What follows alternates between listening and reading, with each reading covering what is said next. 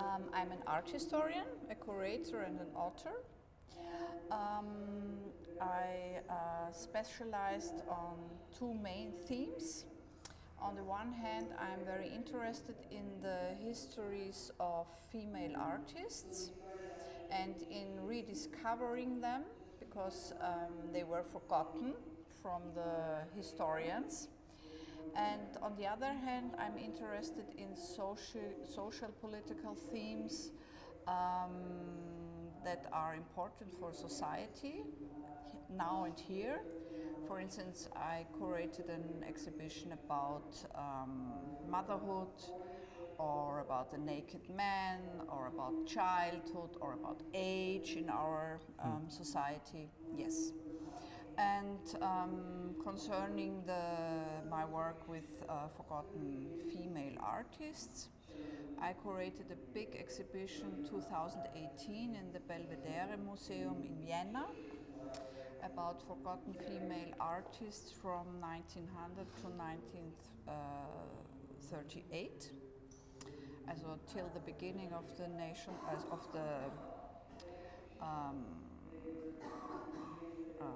of the invasion of the National Socialists. Yes.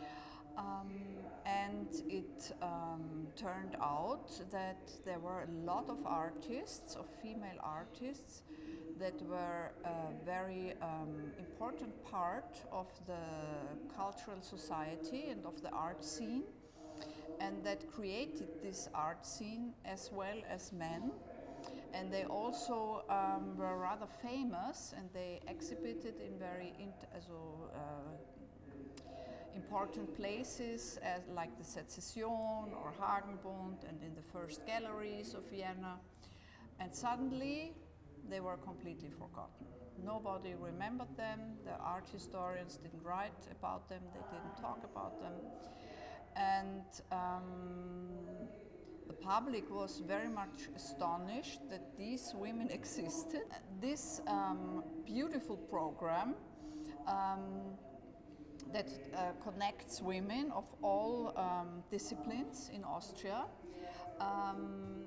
is a very important network because it makes evident what women are doing, because they are still not enough seen. And it supports very much my intention to make the work of women seen and to talk about her lives and her work. Yes, to tell her stories. Really extraordinary is Teresa Fedorovna-Ries. She came from Russia to Vienna 1898, I think, and she wanted to be a sculptor.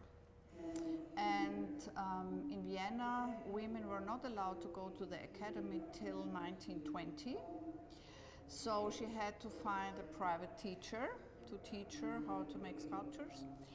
And she succeeded in finding a professor. And he gave her just a small room, and he told her, twice a week I will come along and look what you do. But she was so excellent that the sculptor, he should produce two sculptures for a world exhibition in Paris, I think. And he had not enough time to finish these sculptures, and he said to Teresa, please, do this instead of me, under my name, of course, under the name of the male of her professor, and she did so. And these sculptures won the gold medal. And it's really symptomatic because Teresa Fedorovna-Ries, she wrote her own biography, and when she tells this story, she said, I was so proud that my professor was not ashamed of me, so that I could gain for him the gold medal. She didn't have the idea to say, it's my work. So it tells a lot of how women were, how their status was at that time.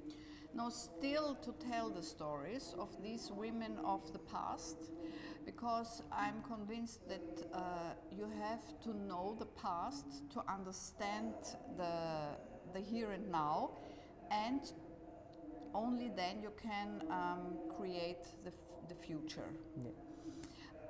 And I think it's also encouraging for women to know that there is a tradition, that there were strong women, that they had to fight, that it was really hard to push themselves Yes. forward. And it's really important to tell these stories. And of course, it's very important when you work as a curator and you curate a theme exhibition to invite the same amount of female and male Yes. artists, so that there is really a There is gender parity.